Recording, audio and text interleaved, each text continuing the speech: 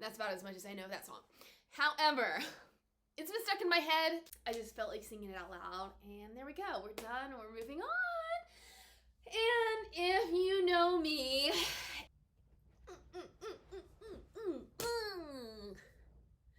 hey guys, we are talking about Karen McManus's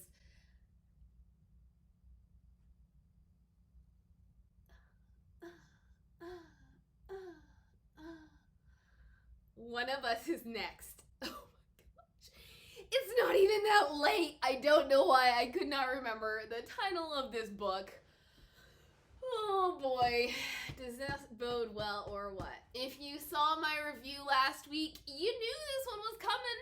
It was right around the corner. If you missed last week's video, you can catch the link up here, or you can just go through all the numerous videos I have posted to my channel and are just waiting for you to watch. That video is Two Can Keep a Secret. And why is this video naturally coming next? Because I talked about this book a little more than I should have, considering that review. Can we all agree that I did not, in fact, post this video a week after I posted Who Can Keep a Secret? Thank you. Was not about this book. I figured I would just post the One of Us is Next because I talked about it enough, and there we go. I was underwhelmed by One of Us is Next. Granted, it has been numerous years since I read One of Us is Lying, but I have a favorable impression of it. I remember enjoying it and being impressed.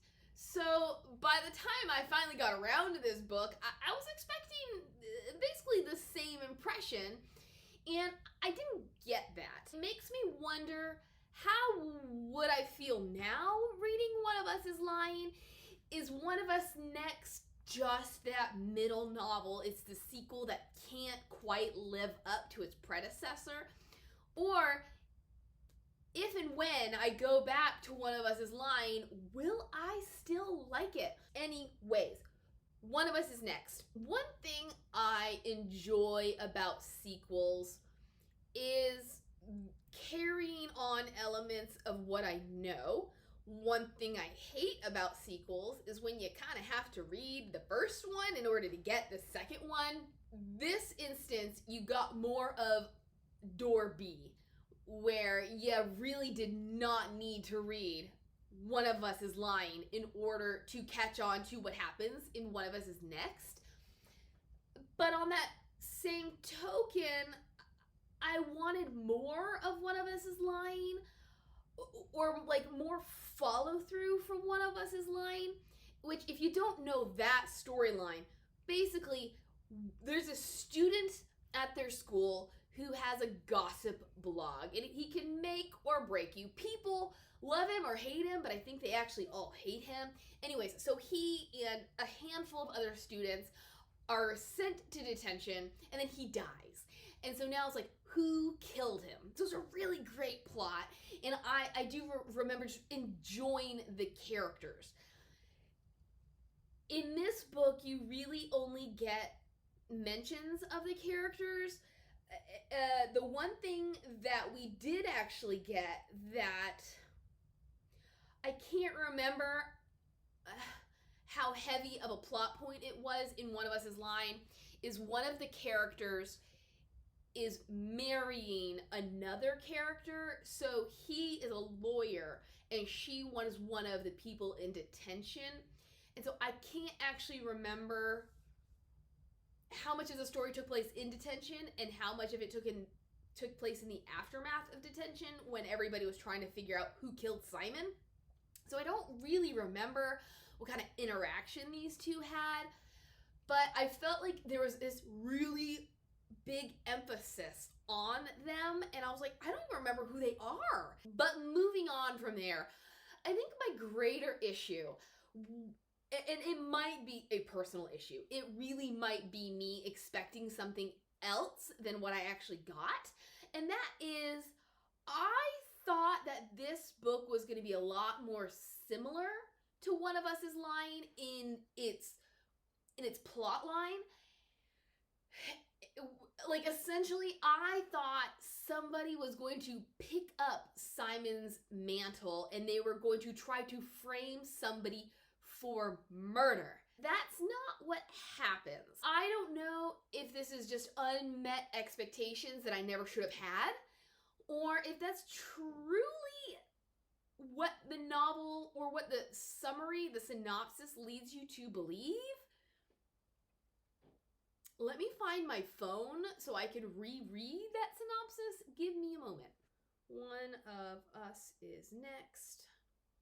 If I could type, that would help. And it doesn't help that I guess my fingers are too big for this keyboard. Maybe I need to do like the really old person thing and make it a big keyboard.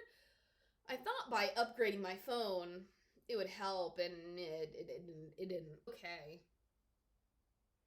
I guess it's really me having unrealistic expectations or not having a clear idea about what this book really was about. As I said, my impression was that it was going to sort of be a remake of the first, a continuation of the first, when really it's about this guy or this person, this entity, starting up this electronic game of truth or dare, and bad things start to happen. And then we have this whole host of characters who both do and don't have connections to the original cast of characters, and there are many. So I'm just going to read what's here, because like with Two Can Keep a Secret, this book, it's probably been 3-4 weeks since I've read it, and if I read one book a week, plus I work numerous hours, plus I have all the other junk going on in my life, some things get pushed out of the old memory bank, you know what I'm saying? We have Maeve, Phoebe, and Knox. Phoebe's older sister, whose name I think is Emma. Maeve's love interest, who I think his name is Luis. And then, of course, we have all the characters from the first book who kind of come and go. We sort of have Phoebe's friend, who I don't remember her name, although that one I really, really, really, really need to remember to get back to, because it was maybe the most confusing aspect of the novel for me. Like, the one element that I was like, why is this even here? As I said, the premise of this novel is about this electronic game of truth or dare starting up. You either play or you don't play, and things get out. It starts with Phoebe, although we don't actually know, or maybe we do, and maybe I just glazed over it. I did not realize that Phoebe started this game, or was the first player of the game, the first chosen player. And so when she chooses not to take a truth or a dare, her big secret comes out, and that is that she slept with her older sister's boyfriend. And this gets the game rolling, in which people start to, well, actually, no, it doesn't really even get the game going, because we start with Phoebe. I think we then move on to Maeve's best friend. No, we move on to Phoebe's best friend, whose dare is to kiss. Okay, Maeve has an older sister who was part of that original group. That older sister is dating a guy named Nate from that original group. Phoebe's best friend chooses a dare, which is to kiss/make out with somebody from this original group. The older sister and Nate have kind of this tumultuous relationship, and the best friend is like, I want him. Like, I was not interested in him until he was wanted by somebody else, but now I want him. And then they have this tumultuous relationship, so you know what, like, I have a chance. And Phoebe's like, no, you really don't. But anyways, she chooses to kiss Nate in front of a host of people. And then I think the game goes to, was Brendan? I don't know. I don't really care. But he is Phoebe's old hookup buddy, and he ends up dying. So this is when things kind of start to change. Next person is Maeve. Maeve either came before Brendan, or after him. She decides, I'm just gonna ignore it. She's like, if I'm not gonna feed that flame. She kind of convinces a couple of people to go along with her. And part of her reasoning is she has nothing to hide. Like, she's just not that kind of person who does bad things. What ends up coming out about her is she had dated Knox, who they'd been friends beforehand. They start to date, and it just doesn't work out. They realize they are not a good romantic match. But before that, they agree. They're like, you know what? Like, let's lose our virginity to each other, only for it not to go well. Like, they have no chemistry, ergo, it's just awkward. But Maeve says something, and it's not even to the effect that this whole botched fumble or botched tumble is Knox's fault. But what ends up coming out is that Knox can't get it up. And so that naturally creates a rift between them, because what guy wants that as his reputation? It sort of sets up a little romance between him and Phoebe. And then Maeve naturally is, and this is something else that I didn't quite like, where she has this burgeoning romance with Luis, who he's quite a bit older. Well, not quite a bit. I think if she's a junior, I think he's like 19, 20, maybe 21, maybe 5 years older. Doesn't really matter. So let's put a pin in that as well, so that hopefully I can remember to come back to that, because aside from the whole Phoebe's best friend thing, like this one, I was like, meh. Actually, there's another thing about Maeve. So we have 3 pins. So please remind me, I have 3 pins to pick out and talk about. But I just want to finish by saying the game didn't even last half the book. So the game that this entire plot is predicated upon was a very minor aspect of the book, yet it was actually the most interesting part of the book for me. I wish it had gone on longer, because it is just what kept it moving forward. You know, as much as you hate the truth or dare, it's interesting. After Brandon dies, it's not like the game even comes to light. Then the focus goes away from that, and it starts to focus on Phoebe, Knox, and Maeve trying to figure out who's behind it all. And Maeve is some kind of techno wizard, and she is sort of the one who brought things to a conclusion in One of Us' line because of all of her web sleuthing abilities or whatever. Now she's like, I'm going to use those same abilities to solve this mystery. What it boils down to, and actually here's my 4th pin, which I'm going to go ahead and address because it's the biggest spoiler of them all. Actually, half. Phoebe, as I said, has an older sister, but she also has a younger brother. Some years ago, their dad had died in a freak accident, and they didn't get nearly as much settlement money as they should have, and so their living situation essentially downgrades. When Emma discovers the truth behind the accident, so this is not the 4th pin, this is kind of the 5th pin. Anyways, when she discovers it, like she stumbles across some kind of paperwork, she gets really, really angry. So what she does is she teams up with this guy named Jared, whose brother, and I don't remember if this was part of One of Us' line, but there has been this huge political scandal, and his brother is part of it. Eli, who is the lawyer getting engaged and married to the girl from One of Us' line, he was the guy who put Jared's brother in prison. So he is upset with Eli. Emma is upset with this other guy. Which, okay, there's no point in me trying to be mysterious.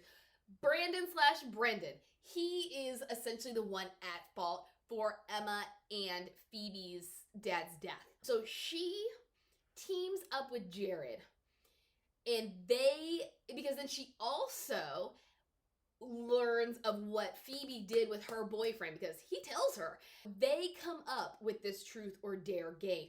They meet via, so like in the aftermath of One of Us is Lying and Simon's death, there's a bunch of people who popped up with their own gossip rag sites, and none of them lasted, but there was one. I really should have tried to read One of Us is Lying before I got into this. Anyways, but there was one that did have a bit of substance and longevity. And so she meets Jared through this. They come up with a truth or dare. Naturally, they're like, we need to start with a big truth, which is the whole Phoebe sleeping with Emma's boyfriend. But then this whole time, Emma is pretending to be Phoebe.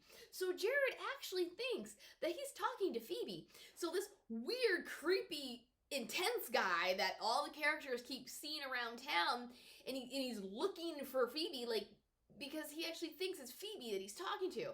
But then after Brandon slash Brendan dies, Emma pulls out. Here is that pin, the initial pin I was trying to get to before I realized I had to give you some lead up.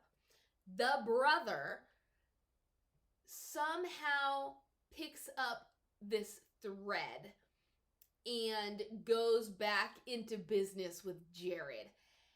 Or not even before Brendan dies. He picks up, like, when Emma realizes the extent of what she has to do, she pulls out. She's like, maybe this isn't really what I want to get into anyways. And somehow the brother, seeds are planted that he's something of a snoop, that he kind of is always there when he shouldn't be there, and he hears things he maybe shouldn't hear, and that he has this obsession with a video game. So it's not unlike him to kind of be messing around on the computer. He somehow picks up this forum discussion thread between Emma and Jared, and it is he who instigates things to the point where Brandon slash Brendan dies. It's not really his fault. I know this is all kind of confusing, but that's because this book is a little bit convoluted. There's a lot that goes on, and like with Two Can Keep a Secret, I didn't feel like McManus was able to tackle it all correctly or sufficiently. The deal with Brandon slash Brendan's death is he is dared to jump onto this structure at a construction zone. Jared tampers with the supports of this structure so that Brandon slash Brendan dies. I don't really know how the brother factors into all of this, except that he sort of encouraged Jared to continue with this plan, and it like ends there. This whole forum back and forth kind of ends there, and so I was like, I don't understand. I get that it is the instigator of this whole novel, like Emma and Jared coming together, coming up with this truth or dare game is what gets the ball rolling. But I don't really see how the little brother gets involved.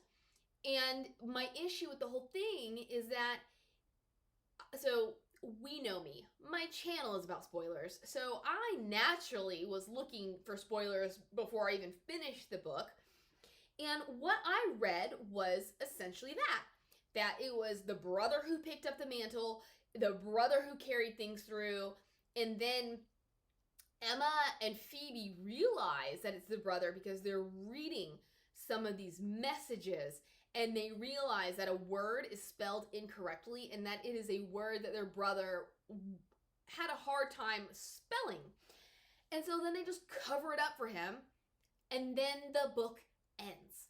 And so I was like, I was hoping that the spoiler I read had truly been a bare bones synopsis, that the author of this spoiler review left out details And that when I read the book, I would get those details. And you don't. You do not get anything. It's not even until the very end. And this is something that I had an issue with too. It's that Emma is a straight shooter, okay? Yet she just becomes a drunk in this novel. And their mother isn't around enough to pay attention to notice. But Phoebe does. Yet she does absolutely nothing about it. And for me, it didn't quite line up because I was like, if you see problems with your sister, if you come home and find your sister who has straight A's and never misses a day of school, passed out drunk on her bed in the middle of the day, and you pick up her water bottle and you realize it's full of rum or vodka, it's like all these little instances where it's very unnatural behavior, dangerous behavior, out of character behavior, and yet she does nothing about it. She barely even confronts Emma about it. So I was like, I found that really, really unbelievable, and it weakened the novel because I thought it would be a lot more interesting if that were expanded, if it explored like what's going on with Emma, rather than ignoring the fact that someone who has never drank a drop in her life is suddenly getting drunk all the time, neglecting her responsibilities. Like, these are clear and present signs of danger, right? So anyways, so it's not until Emma basically gets alcohol poisoning and goes to the hospital at the very end of the novel do we get any explanation about anything at all. And on one hand, that's not unexpected. That's the nature of a novel. You go up, and then you go down, and then you kind of hit the end, right? A little peak, and then you're done. So, I mean, that's not unexpected that we get this big revelation at the end. But I think there's such a lack of development with her involvement, and then with their brother's involvement, and then all of a sudden it's over, and the sisters are hiding his involvement and agreeing with the lead detective that Jared just must be crazy, and he's come up with all of this stuff on his own, and that these messages are basically between himself. This made for a really disappointing ending. Let me try to backtrack and remember all of my pins. Phoebe's best friend. Phoebe, I guess, is relatively popular, but it feels like she, and particularly her best friend, are sort of on the outskirts. I mean, more of the best friend, because obviously Phoebe is the hookup buddy of Brandon/Brendan. They do get into a little bit of a something after the best friend does her dare, because Phoebe is like, okay, look, as your best friend, it's my duty to tell you to back off of Nate. It's just not gonna happen. I don't want you to go for something that's not gonna work for you. And they have this falling out, and then Brandon/Brendan dies, and the next thing you know, the best friend is dating Brandon/Brendan's best friend, and they're making out all over the place. And so my naturally suspicious mind is making the book more exciting by saying maybe one or the other is coercing the partner into this relationship, because whatever happened at this construction site is a big secret. If so-and-so doesn't want the secret to get out, then they have to date you. So I was thinking, okay, this is really exciting. Apparently they dislike each other, which isn't a bad thing, except it had nothing to do with the plot. It had no purpose whatsoever, and it was another huge letdown. I was like, so there's no big revelation? And even the big secret about Brandon/Brendan's death, because what we also find out, Knox is on his way to his internship.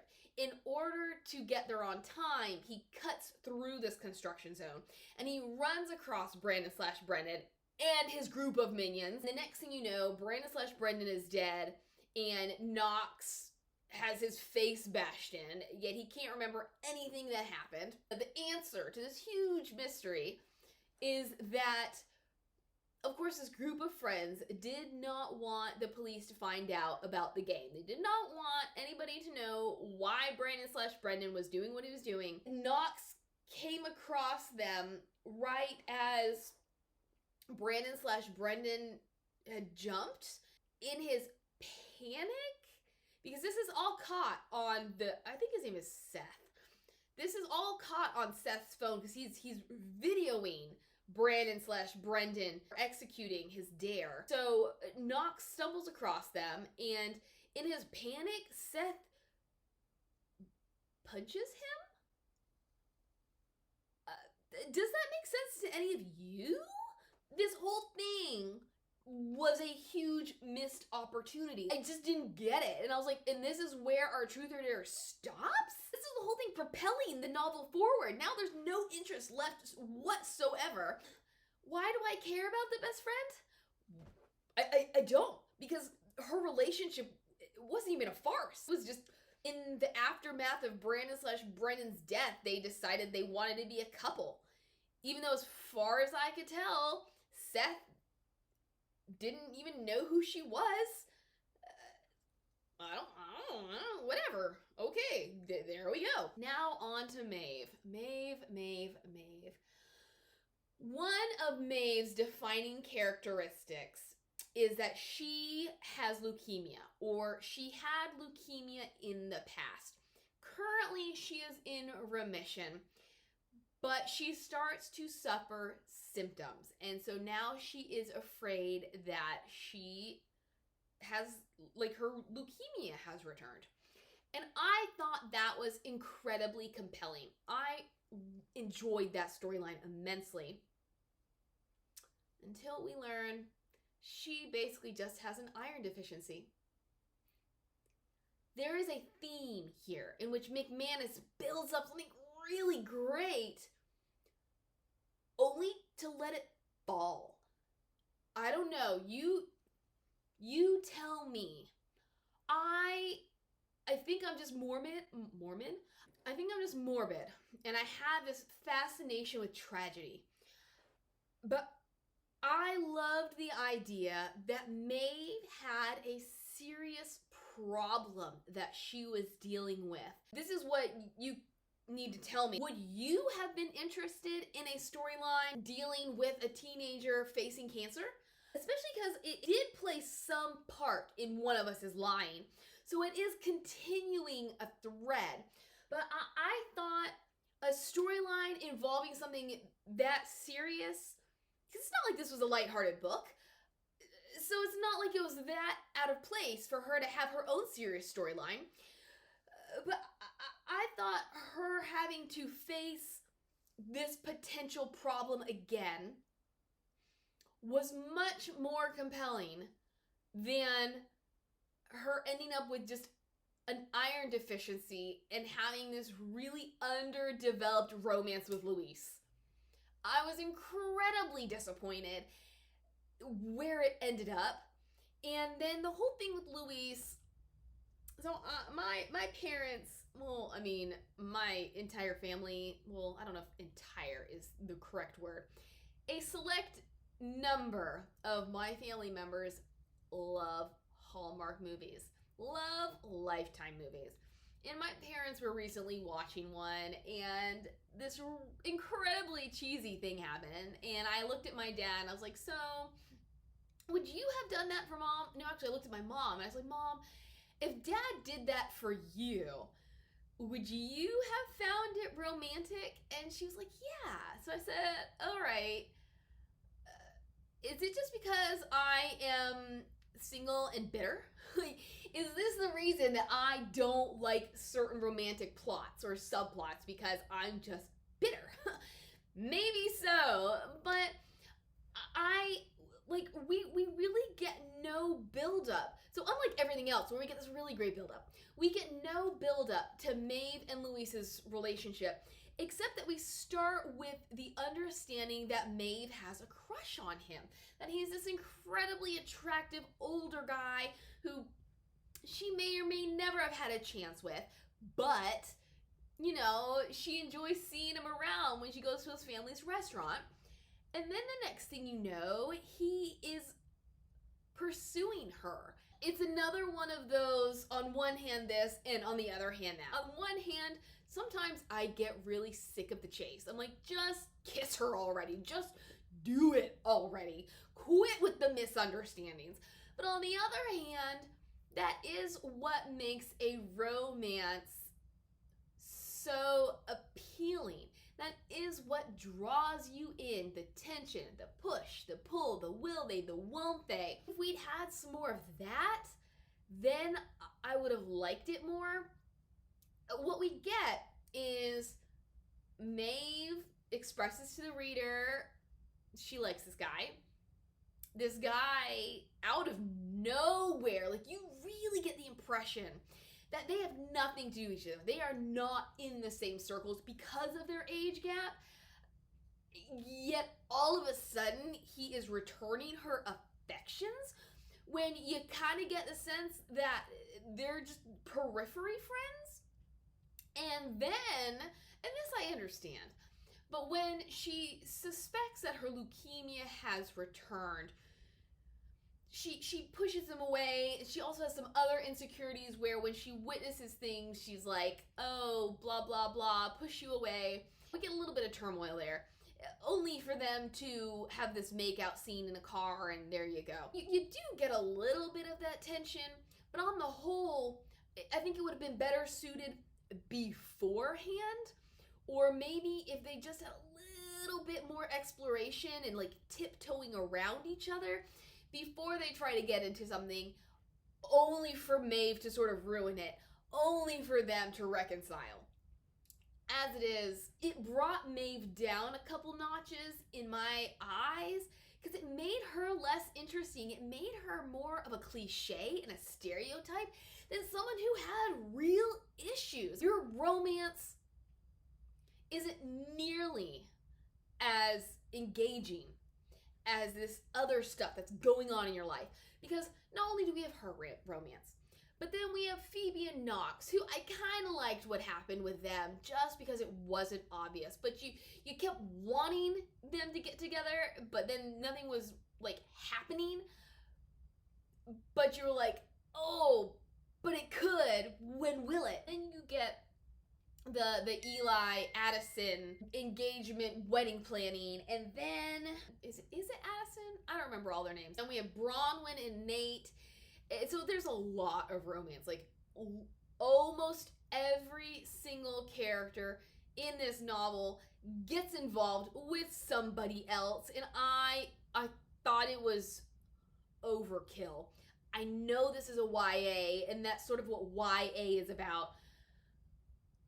But it verged on the cliche, and so many of these romances had so little importance to the plot that I was like, okay, like, I mean, except that some of these romances are carried over from the original book, so I guess that's McManus giving me what I'm asking for without me actually wanting that to be carried over into this. Those were my problems with Maeve, was that she had a lot of potential to be a great character, but then she was watered down by sappy teenage romance, and then her computer hacking skills were nothing.